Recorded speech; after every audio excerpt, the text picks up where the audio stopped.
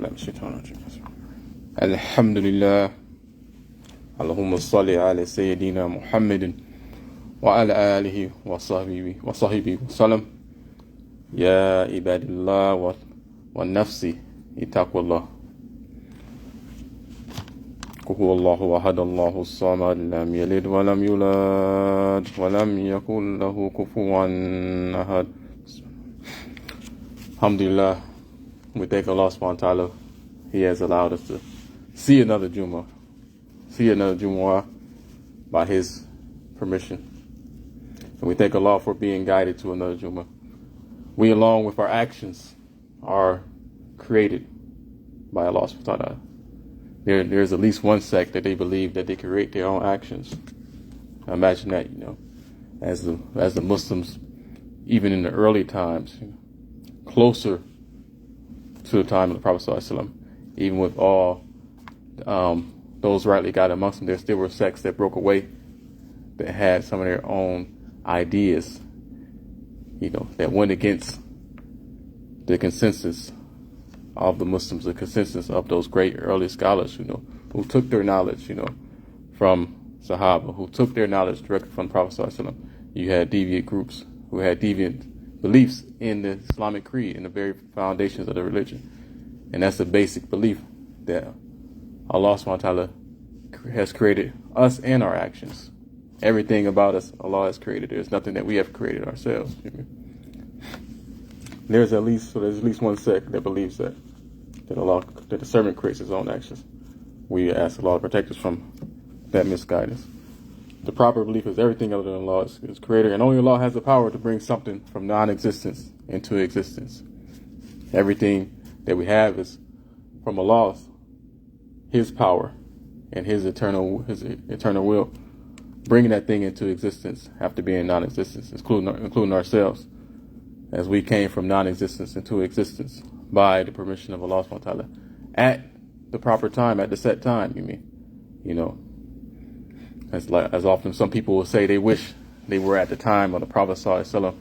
Like we don't know, we might have been misguided, we might have been ones that were fought and killed, We were here at the time that Allah has willed for us, in His perfect knowledge, and we should be grateful, that Allah has willed us to be Muslim with coming into existence during this time period of our lives, where many are still astray. But this is our time that Allah has determined, and He has created the circumstances for us to come into existence. He has created the ability that we use to be able to accept the truth, to be able to further practice this thing. Even if we were born Muslim, we had to come to a point where we had to make the decision to accept the guidance and put all that we were taught into action. We had to make that choice. So certain choices that we have to make, Allah has put in us, that He has created in us the ability to do those choices, those faculties that we use to be able to make choices. Allah subhanahu wa ta'ala has created those, those thoughts that we have, and we're going to talk about some of those thoughts, but Allah subhanahu wa ta'ala has created those thoughts, and only through His permission are we able to use those thoughts in the right way. So Allah subhanahu wa ta'ala, He's alone, because He's the one that has no beginning, and everything else, everything other than Him has a beginning. And the creator is not like the creation. So Allah subhanahu wa ta'ala is not like His servants, and He is the only one that has the power to create. Anyone that does good is because Allah has created in them the ability to do that good, the ability to be guided, what's called in Arabic tawfiq. Allah creating in His servant and creating in us the ability to do deeds that bring us closer to Him, that bring us to the correct position, the correct understanding. That is Allah creating us the ability to do that. Without that, we don't have ability to do anything. But it's Allah that creates in us the ability to be guided, to be guided, rightly guided. Just like he creates in us the ability to be misled. That is the creation of Allah subhanahu wa ta'ala, So it's very important things that we learn when going over the basics of Islam, the basics of the creed. And these things are important for us to realize in our lives, that as we look at things, as we look at our thoughts and see the roles that they play in our lives, the judgments that we form and the way the roles that they play in our lives. Allah subhanahu wa ta'ala has given us the ability to use our minds and our intellect. It is a great gift from Allah subhanahu wa ta'ala. The intellect is something that Allah has created and put in us. He has created it, so anything that Allah has created for us has a certain purpose, and the intellect has a high purpose in our lives. The intellect is something that helps us to be able to worship Allah subhanahu wa ta'ala correctly. We are not able to use the revelation, the revealed text what we find in the Quran and the Sunnah, the Quran, those hadiths, and how they were explained by the scholars of every generation for us to be able to implement them. We do not have the ability to access those properly, except for Allah giving us the intellect to be able to aid us in that, and certain judgments that somebody can make with their intellect, what they call the rational judgments, or the intellectual judgments. In Arabic, the word hukm al-aqli. That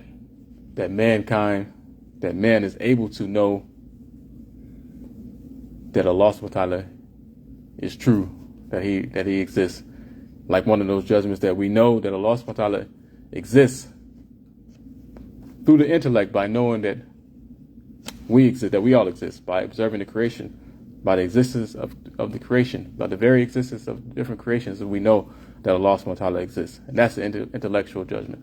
That is the power of the intellect. That is what Allah has created in us. That's what He has given us as a gift, to know the different signs, to be able to point us to the fact that there is only one God, that Allah is one, He has no partners, that He shares no similar qualities with His partners, that Allah subhanahu wa ta'ala shares no similar qualities with His creation.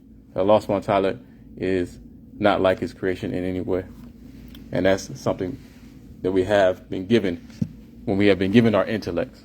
So He was created to aid us in submitting to Allah and following His messenger, sallallahu alaihi wasallam. And so we can and should spend our whole lives developing our intellect. I was thinking about something practical and using our minds. That's why we ask questions. Whatever is related to. In Surah 16, ayat 43 is a very important ayat as far as us, and Muslims, and being somebody who is the common person in our relationship to those who have knowledge. Those are the scholars who can give us the judgments that they arrive at by examining the different sources, the sources of the Quran and Sunnah, and the sources that go with it. And that part of that ayah is fasalu ala dhikri in kuntum la ta'lamun. Ask the people of knowledge if you do not know, as it is one way it is translated. And asking, there is a follow. We don't ask just to ask. We ask to follow their judgment. So anything, if somebody goes to the doctor, you have a certain condition, the doctor is going to give you a judgment on how to deal with that. He's not just going to tell you for you not to follow. When he tells you to do something that could save your life, you're going to follow him, right? He's a good qualified doctor. We care. Most of us, care enough about our health that we're going to follow that judgment. And even more important, when it comes to these legal judgments, in the Quran and Sunnah and derived from other sources, that we're not just being told them by those who qualify just to hear, but to follow those judgments, you mean. So in doing that, somebody will not just be following that scholar. That scholar has got his knowledge from unbroken chain all the way back to the Prophet Sallallahu Alaihi Wasallam. And in doing that, we are in reality following the Prophet Sallallahu Alaihi Wasallam, because that scholar has used the correct resources to be able to reach a judgment, to give us a judgment on our job. So I was like, on my job, I was talking to my former supervisor, who y'all know well. He gives the Khutbahs a lot of this masjid. But yeah, he was my supervisor and moved on to a higher position. But I was asking more about the job so I can know, because he's been there longer than me, and knows the ins and outs, and had to work his way up from the bottom, When I came along, I came at the right time. He had been trying to get me for years, since like my first days coming to Columbus. But then he had told me about it that I was able to apply directly and get hired directly in, as opposed to coming into it as a contractor as before. But he had even I didn't even know this, but he had explained that he didn't start off hired in himself. He started off as a contractor, and he didn't want to stay a contractor. And this was at a time where it was like hard to get into that job, hard to get. It was like a more sought out job. It was hard to get in. So people would sometimes be there for 3 years and not be hired on, So he was thinking ahead. He was planning. He was using his mind, what Allah created in us to use. And he was like looking at ways to, be able to get in sooner, to secure himself sooner. So one of the things that he did was he would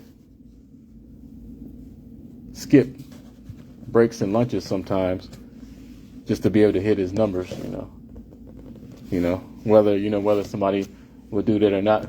But that's using your mind, to your advantage, and he could have, complained about how hard it was to get in, or somebody not helping him enough, to show him the different tricks and stuff. Because, every job there's different tricks and stuff, that you learn over time, that you might not just get in your initial training, There's certain ways of doing things that make the process easier, to make this process easier, that you learn, Like the other day I had learned about a certain tunnel, where the ceiling is a little higher on one tunnel that looks the same, but it's a little higher, so you can be able to not scrape the pallets, the boxes up against you.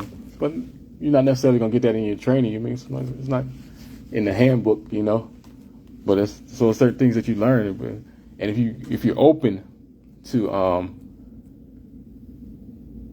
learning and having the presence of being calm, having the presence of mind to trust in Allah subhanahu wa ta'ala that you're willing to do your best, that you're willing to learn, those things gonna come, or you're gonna be willing to seek out after them. So one of the things that he mentioned was people getting help when they're doing a certain task where they really need to focus on their numbers. And some people, will need them for their tasks, and they will ask them, to help them out. But by doing that, they might be harming that person from meeting their numbers, And, that person might need to be hired, and that person might need to, just meet that quota to get the supervisors above off his back. But he said that he didn't like to do that, because he recognized if I'm asking him, this is going to hurt them, So he had enough, confidence in Allah. He had enough presence of mind, to think like, okay, by me doing it myself, Allah subhanahu wa ta'ala is going to take care of me. I'm doing good work. I'm trying different things to learn to make the job easier, Allah's going to take care of it. So he said that in doing that, people would see him, because he had said he's loading the truck. Specifically, he had to go back and get his own stuff and haul his own pallets up front, But people would see him. And because of the worker he was, because of his character, because of how he treated his other co-workers, his concern and everything like that, Allah blessed him where the people would help him without him asking. So it balanced out, The people who were thinking, just thinking of themselves and, I'm just going to ask them, and not worried about what's going to happen to them, as far as their productivity, and their requirements that they have to meet, they didn't really gain no advantage. You're not going to get anything other than what Allah subhanahu wa ta'ala created for you. And that was one of the things that Allah subhanahu wa ta'ala decreed for him to have the success. No matter what somebody might thought he was losing by doing things the right way, doing and being a representation of the Muslims on his job. So Allah subhanahu wa ta'ala, one of the things that I was thinking of, that Allah subhanahu wa ta'ala has created in us the ability to speak life into our own selves, or to speak death into ourselves by his will and power. That he has created us the ability to speak life into our own selves, where we don't have to even look outside ourselves, because, anything somebody tells us is going to still come down to us, and how we talk to ourselves, how we think about ourselves. And I was always talking to my therapist about that. Like, I said therapist, like, yes, it's cool for a black man to have a therapist, and we really need to make it more cool and respectful, because many of us can benefit. You see a lot of people with so many issues out there. They need that expertise. Just like somebody needs the expertise from a medical doctor, somebody can use from a qualified therapist, a clinical therapist, psychologist. And it's not. I know. I will say. Still today. Even though things are changing, just the automatic thing that comes to somebody's head when they think of a therapist. For some is a negative thing. They think of like, oh, this person going to be put on meds and they're going to be in a mental hospital, and it's going to be all bad for them, or they're going to take this medicine, it's going to eat away their brains, And I was actually talking to a lady, and she was still scared because, back in the 60s or something like that, it had happened to her aunt, where they put her on. She said they put on her lithium and it ate her brain. So people were still operating off of certain preconceived notions.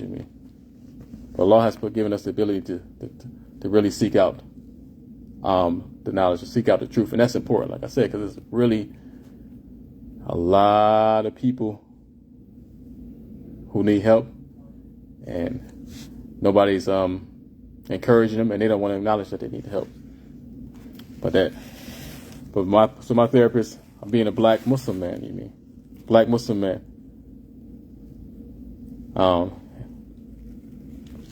So showing that also that image, whatever that image that you might have in your mind about that type of therapist. It's therapists that can speak directly to you, that can relate to you, and relate to your condition and speak your language,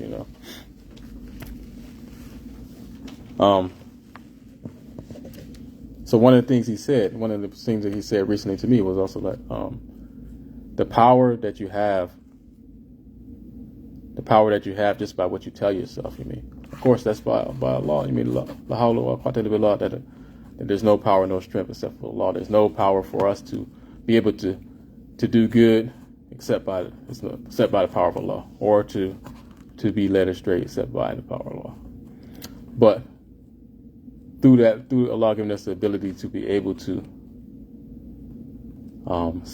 speak to ourselves in a certain kind of way that it can have a good, positive, life-changing effect on us in either way, just by the way we speak to ourselves, and we can sometimes look at something that's small, but it can have a very big impact just by what we're telling ourselves in our mind, And I have seen that personally for myself, where I might be telling myself something about something. I'm giving myself this understanding, and it's just not right, and it turns out to be very harming you. And I could, if you're not paying attention, you're looking at it as something small. But those things are big. How we speak to ourselves are big when it comes to our actions, when it comes to our well-being. The power to speak life into ourselves, the power to really choose to be grateful, As we know, if we're grateful, then Allah subhanahu wa ta'ala is going to give us more. So when we talk about, somebody choosing to be happy, choosing to be grateful, what all Allah has given us, because all Allah has given us is not something that we have earned, but it's something that is only by His mercy, only by His mercy, not something that we have earned, So we should be grateful, because it could be a lot worse for us, if it was not for Allah intervening in our affairs. Inshallah. So briefly, we're going to talk a little bit more in the second part.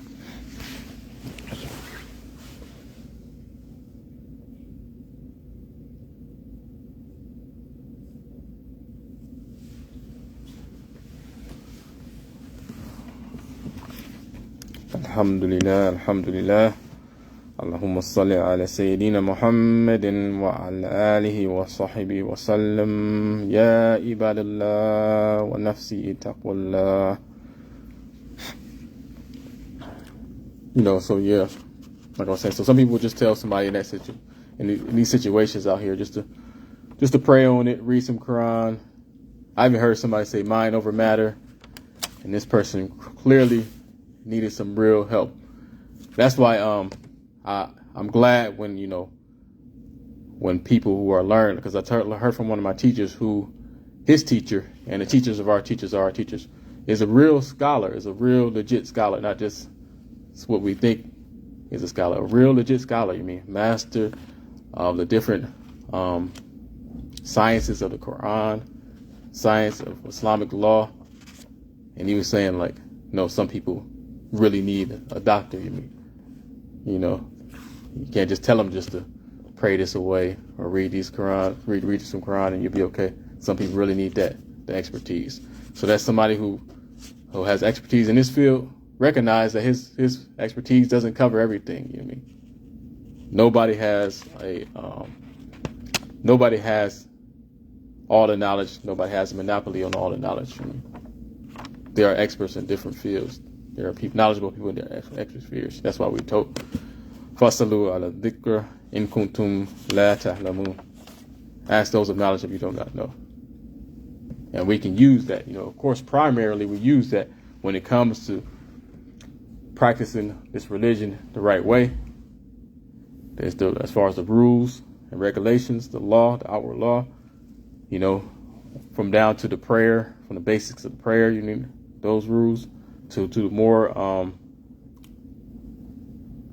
more things that we learn as we go on, to social things, but also for things, if somebody, is a baker, he knows more about baking bread than you ask him, you can apply that to everything in life. There are people that know, and when you follow in their judgment, like I said about the doctor, when you have that certain condition, most of us are going to follow that doctor, because we recognize his expertise and we trust in his decision,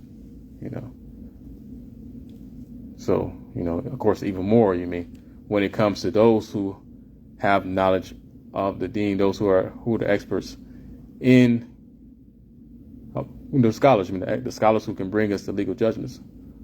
We trust and we follow them, and it's not just following them, it's following the Prophet Sallallahu Alaihi Wasallam, because that's the source that other knowledge goes back to. So recently, I had just came back from the African American Muslim Summit. It was in Atlantic City, New Jersey, and it was such a beautiful event. I had been to ISNA one time for my father, it was mainly just he was a vendor, but I still had the experience, there, of seeing the different things. But it's something different. When you have your own people running the event, your own teachers give you the knowledge who you recognize and you support. So it was just it was amazing beyond description to me. The love, the brotherhood, and you need those things, to connect at the heart level, to connect at the heart level. And there's certain things, when those chains are continuous, when you have those teachers connect to those chains, it connects to the scholars, the righteous scholars, all the way back to the Prophet ﷺ with an unbroken chain. That's why one of our teachers said that chain is love that connects us to that. So when you do that, you get that. You get those benefits that make the connection even stronger at the heart level, beyond what we can see. And it becomes a means of support for us, for our communities, and bringing us together. It's certain things. That in that chain. That we just have to believe. That we just have to believe is true, whether we can understand it. But that's how it always was. The Sahaba. They got a connection from the Prophet ﷺ. Then they taught their students directly, and they got that connection. And it's an unbroken connection that we connect to that has, to this day, reached us. And one of the highlights for me, the main highlight for me was before the sessions even started.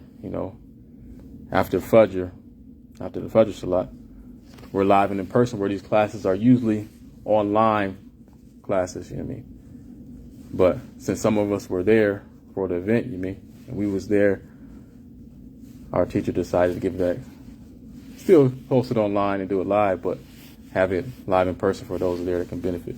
And when you're in the presence of your teacher, who has received those, has connected to those scholars with unbroken chains, any session with your teacher is going to be a world's of difference than what it is online. It's going to be a whole different world than what it is online. And one of the things that was reiterated to us, that in sessions of knowledge, that when the scholars are mentioned, the righteous scholars, the pious awliya are mentioned, that the mercy of Allah subhanahu wa ta'ala descends. And that mercy is a means of softening the hearts. Like as one teacher said, like the rain comes down, when it brings growth when it comes down, So that mercy that comes down from Allah subhanahu wa ta'ala, it brings growth to our hearts, much needed growth, much needed change to our hearts. And it's something that you can only get being in those sessions, And one other thing that made us feel good was that he specifically shared with us that somebody in the path of knowledge, somebody going out in the path of knowledge, has the reward of a warrior fighting in the cause of Allah. When I say somebody that's going out seeking the knowledge of the religion has the reward of a warrior fighting in the path of Allah. And that warrior has grades in paradise. I think talking about the grades in paradise reserved specifically for a warrior in the cause of Allah. But somebody in the path of knowledge has that reward. From the time they leave their house to the time that they return home. That's why we told to renew our intentions. It was out there. Renew our intentions. This is what we out for. For the knowledge. Until you return home, that whole travel. You're getting that reward. So you're getting so many unseen blessings and mercy. The angels and testifying for you. The creatures testifying for what you're doing. Just for seeking that knowledge. And to highlight that he mentioned. Because put in perspective. A Sahaba named Jabir ibn Abdullah, radiallahu anhu. This is a Sahaba. He's a known Sahaba that narrated a hadith. He traveled 1 month's journey. And I'm going to close up. He traveled 1 month's journey just to hear one hadith. just to hear one hadith from the Prophet sallallahu alaihi wasallam. And this, this other Sahaba that he heard it from, he could have been somebody that was a lesser rank to him, lesser status to him. So imagine that, he left in that time, all the trials of the road, whatever you went through, highway robbers, finding food, finding water for wudu, different things, the different elements on that journey. 1 month before he reached his destination. To take knowledge, he didn't have to be no banquet. Like we went there, some good food. We had some good food and everything, and, hotels and stuff. But none of that. He just went for that one hadith. And then when he received that hadith, he left and went home another month. So 1 month there, 1 month back, just for one hadith. So he wasn't too proud, too above that, So to see the value of knowledge, the value of where that knowledge comes from. Value of knowledge, the value of where that comes from, how it's received, There's a lot that could be said about that, So he traveled for 1 month for that one hadith and then another month back, That reward. So he's getting the fullness of that reward, That's an example for us, to think about how valuable it is and how much we should be willing to get that knowledge whenever we can, because that's what they were. That's how the Sahaba were. To get it, however they could get it. Inshallah, may Allah make it easier for us to be able to seek knowledge and benefit from that knowledge.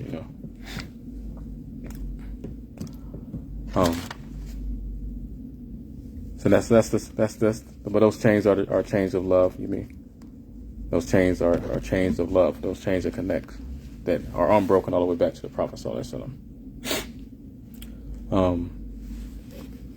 So in closing, with Ramadan, close, I was reminded that when we talk about preparing for Ramadan, we want to not just prepare to how we're going to,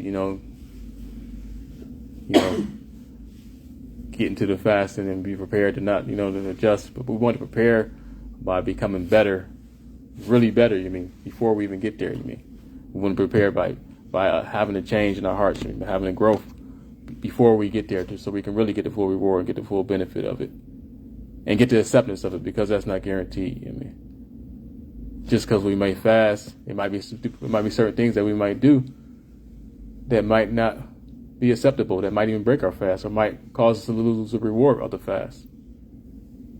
So we have to be mindful of that.